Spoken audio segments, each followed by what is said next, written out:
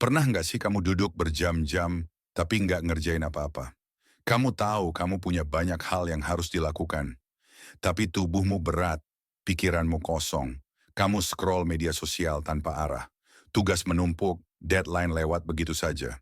Lalu kamu mulai menghakimi diri sendiri. Aku ini kenapa sih?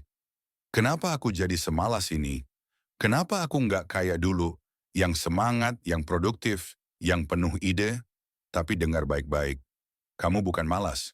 Kamu kehilangan api. Malas itu ketika kamu punya tenaga, tapi nggak mau. Tapi kamu sudah lelah, bahkan sebelum mulai. Karena semangatmu, jiwamu, dan tujuanmu hilang arah.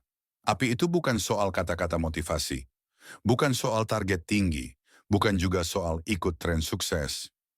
Api itu adalah rasa memiliki arah, rasa bahwa apa yang kamu lakukan punya makna. Bahwa kamu hidup bukan sekadar bangun dan bekerja, tapi untuk sesuatu yang lebih besar, lebih dalam, lebih jujur. Coba pikir, kapan terakhir kali kamu merasa hidupmu punya arah? Bukan sekadar rutinitas, tapi benar-benar hidup tanpa arah, kerja keras terasa sia-sia. Tanpa tujuan, semua usaha jadi beban. Dan lama-lama kamu menyerah, bukan karena kamu malas, tapi karena kamu lelah berjuang tanpa alasan. Kamu kehilangan why-mu, dan itu bukan salahmu. Orang hebat bukan berarti kuat terus, bahkan mereka pun pernah hancur, pernah hilang arah, pernah merasa kosong. Tapi satu hal yang mereka lakukan saat itu adalah mencari kembali apinya. Bukan dengan memaksakan produktivitas, bukan dengan menyiksa diri, tapi dengan jujur melihat ke dalam. Apa yang sebenarnya aku mau? Apa yang membuat aku menyala? Kamu boleh istirahat, kamu boleh jatuh, kamu boleh kehilangan arah, tapi jangan menyerah, karena api yang pernah ada bisa dinyalakan lagi.